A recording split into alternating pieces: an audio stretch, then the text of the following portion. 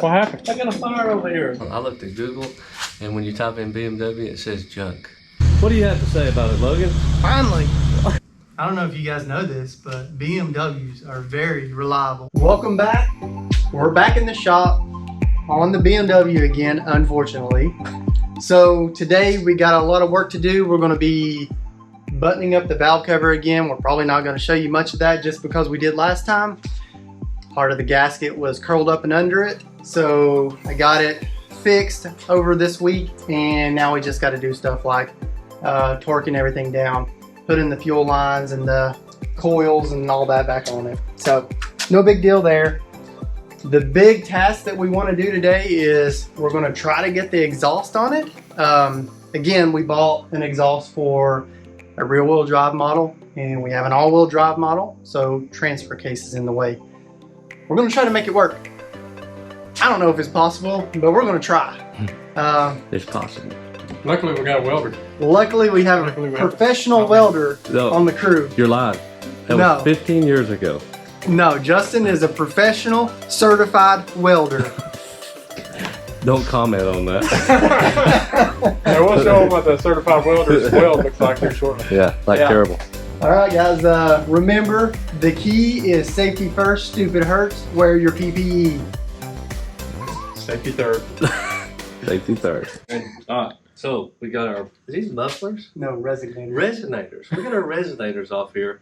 We cut them as best we could on the weld so we can go back with them. And we've got this marked for the end piece that we're going to take out and put on the mid pipe. So we got 2.5 inches back before it starts to curve. So in theory, we're going to add 2.5 inches to these mid pipes, which gets us past the transfer case. And hopefully it clears everything. Take out 2.5 from this. Yeah. That way, whenever it bolts up, it should be the exact same length because you're just moving a flat piece from one side to the other. We're not subtracting. We're just putting it in a different spot on the exhaust. So we'll see how it goes. We'll see how the welder does. We've got it hooked up to 110. I didn't have a plug for the 220 over here. So we're going to try to run it on 110 and see what happens. I think we'll have some success. So you can watch. Don't make fun of my welds. Don't comment on them. It's been a long time. So we'll give you some dimes. I'll try. Make fun. Yeah, you can make fun of it. That's fine.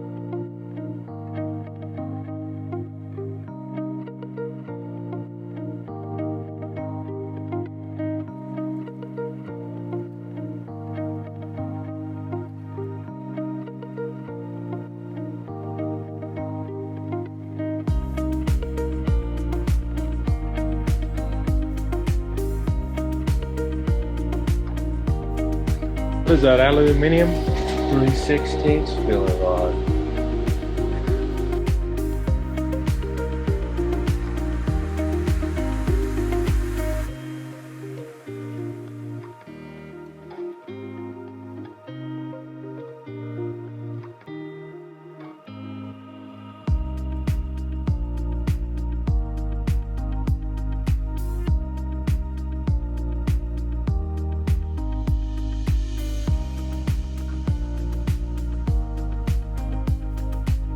Alright guys, so while Justin's still doing his welding, me and Logan's been looking over the car, found a few other issues.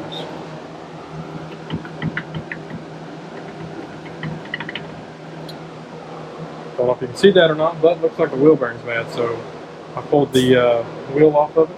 Now I'm going to pull the caliper off and see if I can see what it's going to take that wheel bearing out.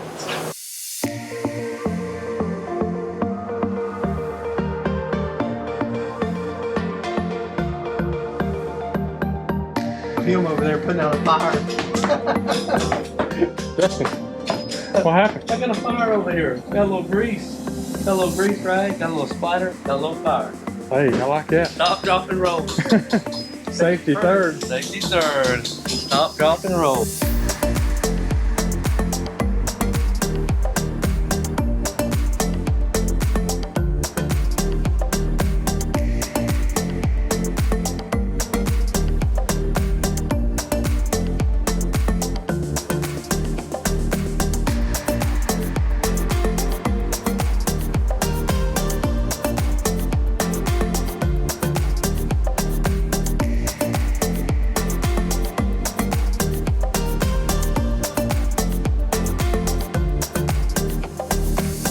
There's worse ways to die.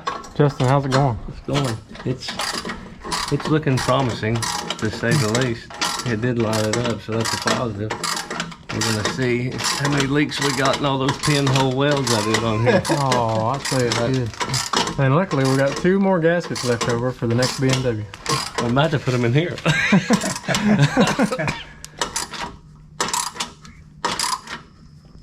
Wow.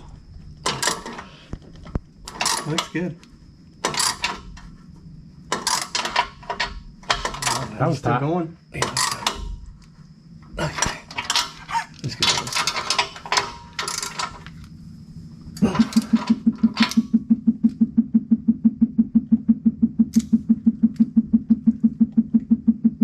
Is that the battery?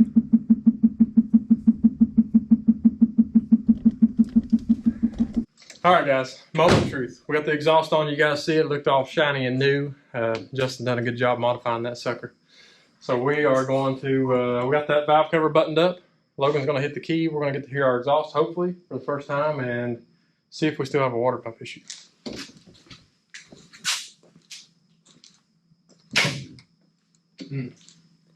Bad connection.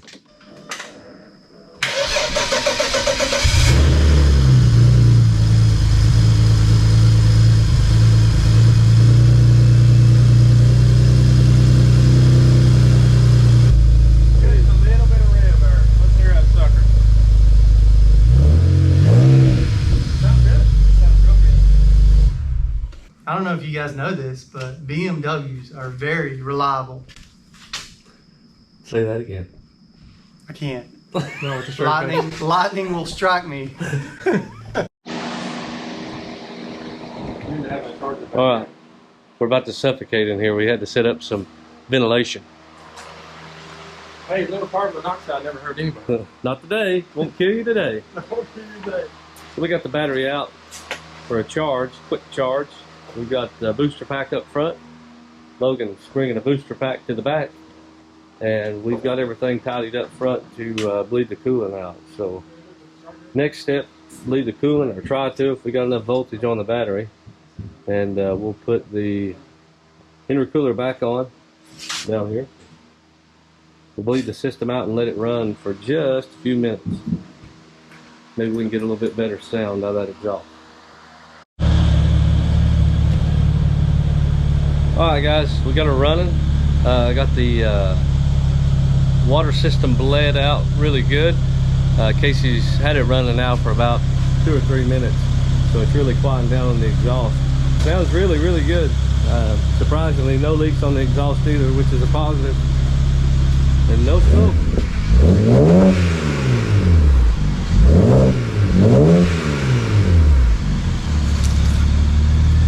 What do you have to say about it, Logan? Finally. Okay, Justin's going to kind of explain what we've done here to make this exhaust for a 2-wheel drive fit our all-wheel drive. Yeah, so what we ran into, the issue was originally was right here in this area. So you can see this pipe was pretty tight right here on the transfer case, the cross member for the transfer case. So what we did, or the best plan that we could come up with, was to take this section right here. We cut it about center in the straight, what we could get cut at a good spot. And then we came back here and took off in front of the resonators, or behind it, I'm sorry. We took out 2.5 inches. So the 2.5 inches we removed here in the straight, we put it right here. So we welded everything up nice. It doesn't look great, but it will work. The metal's not that great to work with this stuff. But it is possible too, if you want to spend a little bit of time and you got the resources and the material, you can get this exhaust to work on here. Surprisingly, from what you see, it doesn't hang lower. It actually fits up where it should, and we just added 2.5 inches to the front side of this. So remember, you can't just add 2.5 inches here without taking it out back here, because you'll be too far back. So anything you take out back here, you've got to put up front, and we subtracted none off this exhaust. Same size as when we got it. We just moved some stuff around. So overall, it worked out really nice. We got under it while it was running. We didn't hear any leaks. All the gaskets seemed to be really tight. The flanges made it up really well. So overall, really happy. It took about, I think we had about 2 hours in getting this measured, cut, and re-welded. So I'm happy. I'm happy. I think taking it to the muffler shop with having nothing, it would have cost a lot more than this. So if you have this issue or the same thing, this is what you got to do. And it worked out great, great fitment. So overall, we're happy. And you can MIG weld this pipe, right? So we TIG welded up here.